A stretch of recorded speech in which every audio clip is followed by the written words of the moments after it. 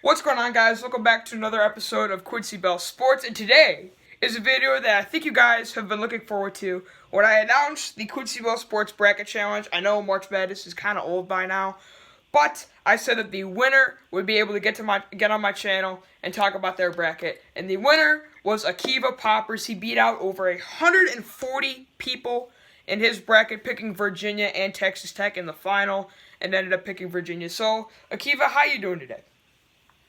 Hi, Quincy. How are you? I'm pretty good.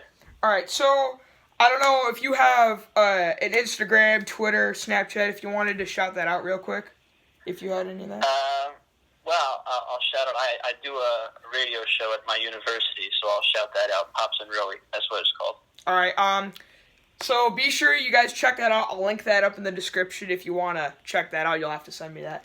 But I know you have said that you had like a system you used to create your bracket. You want to maybe talk about that for a little bit? Yeah, I have a model. So the basics of my model is that it takes into account 20 different statistical categories, such as field goal percentage, opponent rebounds per game, 3-point percentage, turnovers, stuff like that, for each of the teams. And then this is based on historical data. There's a baseline where almost all champions have, for example, in the model, almost all champions have a field goal percentage of at least 43.9%. So if you have a field goal percentage of more than 43.9%, that's like a check. And if you have less than 43.9%, that's an X. And almost all champions in at least the last 10 years when this model has been extremely successful. So, Akiva Poppers was kind enough to send me a picture of his model. And as you can see on this side, he has all the teams in the tournament. I'm just going to assume it goes down past Kansas State. But essentially what it is he is this yellow line is what it was the last 10 national champions have had at least this in their existence. So they've had at least 43% field goal percentage, opponent 42, points per game, opponent's points per game, points per game differential, rebounds per game, opponent's rebounds per game, rebounding differential, free throw percentage, 3-point, turnovers per game, whatever ATO means, players at least 8 points per game, and whatever those mean. He even has luck in there. And then best AP rank was 15, and then the RPI. So over here, we'll take Duke for example. It shows what Duke averages in each of these things. And if they meet the criteria, the box is green. But if they don't meet the criteria, they get a red box. Like Duke did not meet the criteria for opponent's rebounds per game. They also did not make it in 3-point percentage and turnovers per game. 13 turnovers per game is very great. And he said for every red box, they got a point. So Duke has 3 points. But, a lot of teams, if you look at his model, teams that with a lot of numbers, Kansas State had a 7. Kansas State got upset by UC Irvine. Wisconsin had a 6 that got upset by Oregon. Kansas had a 7, got blown out by Auburn. And then teams with, if we look at Virginia, the national champions, they only had 1. And if we scroll over, it was in players with at least 8 points per game. They only had 3 players with at least 8 points per game, and most national champions average 4. Even if we go down to Texas, it looks like Texas Tech didn't have any. Texas Tech actually didn't have any. So, maybe that's one, I mean, if you guys want to take a closer look at this, you can. But, I think it's just amazing that you can, most of the times when you make a bracket, you're mostly guessing. You can actually use your basketball knowledge to your advantage. And I'm gonna assume he probably had, every team in the tournament down there. I don't know. He only sent me this top portion, but here's just a quick little overview of the model he's going to talk about in the video. Yeah, so since last 10 years, basically every single champion has had, when you add up all the baselines, when you add up all the checks and X's, with a check being equal to 0 and X being equal to 1, if you add up all the 1s and 0s, almost every single champion, 9 out of the last 10 or so, have had a baseline of either 0 or 1, meaning that almost all champions are extremely statistically sound. So when I ran my model for this year, and you might be very surprised to see this because I know that you were a very. I know you're a Michigan State fan, but I'm sure you believe that Duke was the most likely team to win. Yeah, I Duke did. I know in my bracket I picked Duke to beat Michigan State just because Michigan State has let me down so many times. I want them to be at my funeral to let me down one last time. But of course. But you were saying that Duke was the. Now I had a feeling Duke would lose at one point or another. But what were you saying about? Backed it up. Yeah, not only is there the whole premise of almost all champions are teams with experienced players and not, a bunch of freshmen with Cam, Zion, Trey, and RJ. Besides for that, they were not a statistically sound team. They had a baseline of 3 in that they let their opponents rebound the ball too much. They had a horrible, I'm sure you heard a lot of this, horrible three-point percentage, the worst in the tournament. And also they turn the ball over a lot, which in a tournament where you have to win 6 games in a row against quality teams is not a recipe for success. So that was instantaneously a reason to take them out of the running for picking them as a champion. In addition, I'm very contrarian in that if a lot of people are picking something where I think they're picking it too much, I'm not going to pick that. And if people aren't picking a certain team where I feel like they're underpicked, we'll get to that. Virginia, for example, this year, then I'm going to pick them. So Duke, I felt, was way overpicked. To argue that Duke had a 40% chance of winning the tournament was just ridiculous. Yeah, that's just absurd. That's just absurd. Yeah. So when you're in a bracket tournament with 150 people, then in order to win, you have to go against the crowd. So not only was I want to go against the crowd to begin with, but statistics backed it up. So that was Duke. The other team, which was a 1 seed, which was overpicked, was UNC. Now usually almost all the 1 seeds, if not all the 1 seeds, are overpicked. This year happened to be an anomaly where Duke and UNC were overpicked, and Gonzaga and Virginia were actually underpicked. But UNC was I felt overpicked, and they had a baseline of 2, which according to the model means that they would not make sense to the team to win the national championship. While they have an amazing offense, as you know, they don't have the greatest defense. They also turn the ball over at a significant percentage. So even though they're a high-tempo team, those are things which naturally go along with it, and Villanova was able to win the tournament last year with such things that put them out of the running, whereas the other 2 1 seeds were very statistically sound. Gonzaga had a baseline of 0. Virginia had a baseline of 1. They both immediately made sense. As you see, if you look at my bracket, I had Gonzaga losing in the Elite 8, and obviously I had Virginia winning it all. Not only would Virginia winning it all be a perfect storybook ending, as we now see it was, but it just made sense. Last year, they did not have a good offense. So I'm sure Virginia is known for their tremendous defense. Yeah. I'm not sure if you ever look at the Ken Pomeroy model. Ken Pom? I don't think I've seen that before. Okay, so anyway, basically what the main parts of his model are offensive and defensive efficiencies. So Virginia, basically every single year, is a top 5 defensively efficient team, which they were again this year. They were number 5. Last year they were number 1. But the most amazing thing is that almost always they are not a top 25 offensively efficient team. They're almost never an efficient offensive team. And even though they don't put up a lot of points this year, they were the second most efficient offensive team because they play at such a slow tempo. When they finally do decide to shoot the ball with 5 seconds on the shot clock, they are very efficient. They tend to score a large percentage of the time and take good shots. So this year just made sense for Virginia as a team which finally had itself an offense with people who could shoot the ball, like Kyle Guy and Jerome and Hunter. People who actually shoot the ball, that made them immediately into, if not the front runner for the national championship, one of the top teams. I want to get to besides for that, I had 3 of the 4 Final Four teams. My Final Four were Virginia, Texas Tech, Auburn, and Virginia Tech. Obviously, Virginia Tech was wrong. Auburn and Texas Tech was right. So one other thing, when you're in a bracket with a lot of people, I mentioned before, you want to have more of a contrarian, anti-crowd sort of methodology when it comes to picking Final Four teams. So I saw almost everyone was picking UNC and Kentucky. Now, I love UNC and Kentucky. They're great teams. But I felt that the Midwest region was just too stacked. The Midwest region was ridiculously stacked. UNC, Kentucky, Houston, Auburn, Kansas as a 4 seed, not even that good of a team. But just a ridiculously stacked region. So it made sense in that region to look for a team which people weren't expecting to pull off a run. And the team which stuck out was Auburn, due to the fact that they went on a ridiculous run in the SEC tournament. I mean, they just destroyed everyone. They killed Tennessee in the championship game. But not only that, but the way Auburn plays basketball with their high tempo, their 3-point shooting, live by the three, die by the three, it just made sense to pick that sort of team, which was already on a run, just continue to run. And I also extremely liked their matchup against Kansas in the Elite Eight, in the round of 32. As we know, they destroyed Kansas in that game.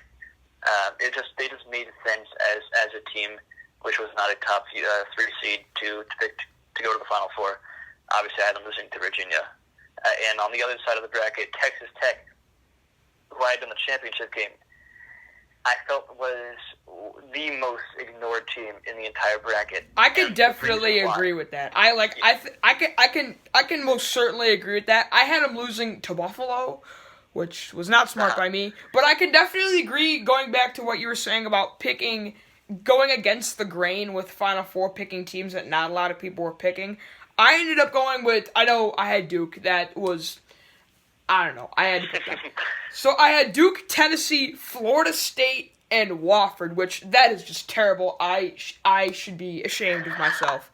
But okay. I did try to go against the grain with that. But I did see a statistic that said the number 1 defensive efficiency team had never won the NCAA tournament. So exactly right. So who was the number 1 team this year? Was it Texas Tech who was number 1? Texas Tech in defensive efficiency? Yeah, weren't they number 1? Texas Tech was not only number 1, but they were the most defensively efficient team in the last 20 years. Really? And you see, if you look at Texas Tech now, it's unbelievable they were a 3 seed. It's ridiculous. I mean, they were playing. The reason they were a 3 seed is because I believe, and not a 2 seed, is because they lost to West Virginia. That's it. You're right, because they lost to West Virginia. They had one letdown, and that killed them. Yeah, and not only, I mean, it's not like Virginia was like, they ran away with the entire tournament. They were down by, 16 to Gardner-Webb. They were down late to Oregon. They needed an absolute... Only one team. Right, there's only one team which dominated the tournament. Now it's Texas Tech, who didn't play a close game until the national championship. I mean, Gonzaga, that was their closest game up until. Michigan State was like a one. I will say Michigan State was a 1-point game with about 2 minutes to go, but Jared Culver finally showed up in those minutes.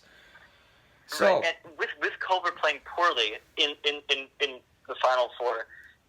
Yes, you're right. They were only up 1 with a few minutes to go, but they were up. I think it was 14 with about 10 minutes to go. They were completely dominating that game without Culver at his best, and Culver wasn't at his best against Virginia. Virginia was at their best. Texas Tech was not at their best. Can you imagine if Texas Tech was at their best in the championship game? I think if they were at their best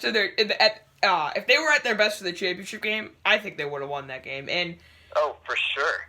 And I mean, I do want to talk to you about one thing. When Kyle Guy faded away in the corner against Auburn, was it a foul? Yeah, for sure. Right. And the main argument for it not being foul, Bruce Pearl's argument at least, is that they hadn't been calling that sort of foul the entire tournament, that entire game. That's not a reason not to call it foul. Yeah, that's definitely true. Also, in that situation, the guy, you have to give him landing room, and he didn't have landing room. He got hip checked. I actually think, and this is not something which I hear anywhere else, I think that had he not gotten fouled, the shot would have gone in. He got a hip check and got moved a few inches back, and the shot came up a few inches short. Had he not got it hit at all, he probably would have hit the shot. And we wouldn't even be talking about his, ice in his veins, hitting free throws. I think he would have hit the 3-pointer had he not gotten fouled. Yeah. Well, I mean, you can blame the refs for that either way. And also there was the Ty Jerome double dribble, which I think's kind of bull. Right. Because if you go back and watch my live stream, it got taken down because of UMG. But they, it wasn't like I went, oh, that's a double dribble. You didn't immediately point that was a double dribble. Because... No, it was very odd. It was kind of odd. So, if you didn't immediately go, that's a double dribble, neither did the ref. So, I think that was a little dumb. Yeah, I think, look, even if you're saying, because we didn't see it, the ref should have seen it, the ref is not looking for that. The ref is waiting for his shirt to get tugged for a foul. He's not looking to see if he's dribbling the ball off his heel. That's not what he's looking for. And if you're not going to call a double dribble immediately, you're done. So in that 1 second of confusion where you're not sure what just happened, you're not able to call anything. The rule is that if you don't see anything, or if you're not sure about something, you're not allowed to call it as an official. Yeah, it also goes kind of back to, I'm going to go on a bit of a tangent here. I feel like in the playoffs, I'm going to go, okay, with hockey.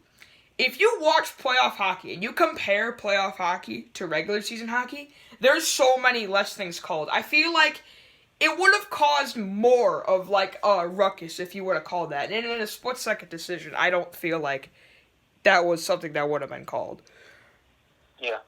No, I felt at the end of the game, while it wasn't called perfectly, it was called at a human rate of calling.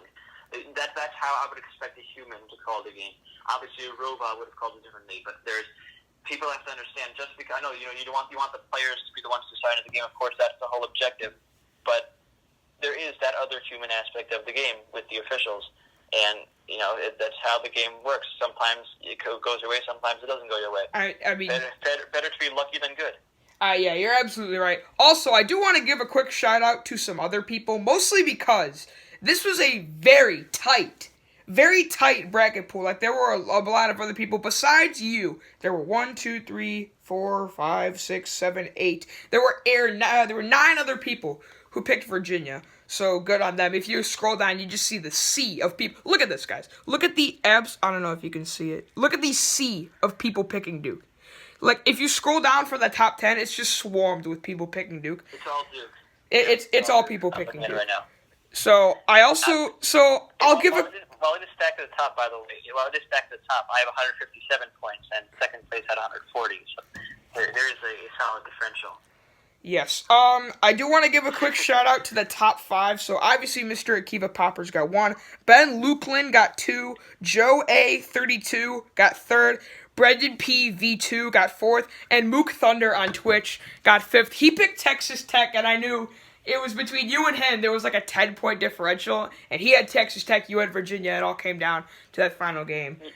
Yeah, Mook Thunder had one of the best brackets I've ever seen. Oh yeah, for not having a champion. Like he finished in the top 10 with picking Texas Tech, which I feel like was amazing. He had 3 of the final 4. He had Michigan State wrong. He picked Duke, but like I know he was at the top. Yeah, we had the two of us had very similar brackets up until the championship game. That's what was Mook Thunder. That was ultimately the decider. So shout out to you, man. Just one more thing with Texas Tech. So in my model, I mentioned how Duke and UNC had 3 and 2 baseline, and how Virginia and Gonzaga had 1 and 0. They were actually, this is unusual to have this many teams with a baseline of 0 or 1. There are actually 10 teams with a baseline of 0 or 1, including, interestingly enough, Texas Tech and Virginia Tech, which is not something you usually see, and Houston as well. Do you by any chance... That was a great reason. Do you by any chance have the list of those 10 teams? I do. I can give them to you now. Go ahead. Yeah, the 10 teams which my model loved. Yeah, go ahead. Okay, Virginia, Gonzaga, right. Kentucky, Texas Tech, Virginia Tech, Michigan, Houston, and Tennessee, and Michigan State. Michigan State. And Purdue. Oh, and Purdue. And Purdue. Yeah. All right, so those are all 10 teams. They all did very well. I mean, I think the worst out of those teams would have been... I think they all made it to the Sweet 16. Yeah, they all made it to the Sweet 16. They all made 10 out of the Sweet 16 teams for those teams. That is great. I mean, usually when people make brackets, it's just you may as well throw a dart. But you actually can be smart at basketball and get a good bracket. So, I mean, this is great, man. Thank you for coming on. I really appreciate it. That's crazy that you have like this in-depth model and stuff. I might have to try that next year. I don't know if anyone I don't know if one of your viewers want to buy it or anything, but I'd be willing to sell the model. You'd be willing to sell the model? Ooh. I'd be willing to sell the model. You would be willing to sell the model. Okay. We'll link something into the description. I guess. Okay. We'll find something. We'll link it into the description if anybody wants to buy it for next March. Also, your show will be linked in the description if anybody wants to go watch that. But anyway, man, thank you for coming on. I really appreciate it. Thank you. I hope I enjoyed it very much. I hope this was enjoying for you guys, and I'll see you next time on Coach Sports.